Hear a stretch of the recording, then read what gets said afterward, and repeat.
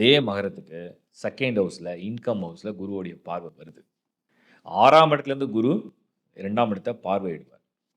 இந்த பார்வை என்ன செய்யும்? செகண்ட் ஹவுஸ் உங்களோட ஃபேமிலி, உங்களோட கமிட்மெண்ட்ஸ், உங்களுடைய இன்கம், ஏதோ ஒரு வகையில உங்களோட தேவைன்னு ஒண்ணு இருக்கு.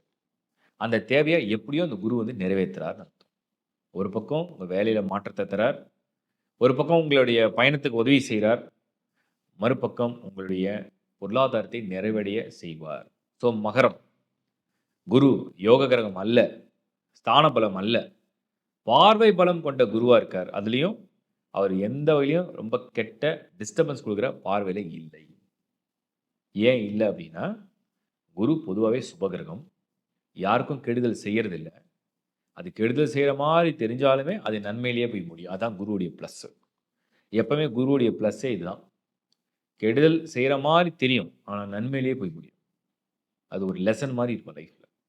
மகரத்துக்கு 6ஆம் இடத்து குரு, உங்களுக்கு அதிர்ஷ்ட குரு அப்படின்னு நம்ம எடுத்துக்க வேண்டாம். யோக குருன்னு எடுத்துக்க வேண்டாம். மிகப்பெரிய வளர்ச்சிய குடுத்துருவார். ஆஹா! ஓஹோ! அப்படிலாம் எடுத்துக்க வேண்டாம். பட் எந்த வகையிலும் தொந்தரவு செய்யவில்லை.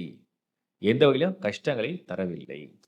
கடனை அடைக்க, வேறு ஒரு கடனை வாங்க, வேலையில் மாற்றம் செய்ய, உங்களுக்கு வந்து பயணங்களுக்கு வந்து உதவி செய்ய, செலவுகள் செய்யும்போது சுப செலவுகளாக மாற்றி தர, உங்களுடைய குடும்ப தேவைகளை நீங்கள் பூர்த்தி செய்ய, இதுக்கெல்லாம் நல்ல பலன மகரத்துக்கு இந்த குரு ஏற்படுத்துவார்.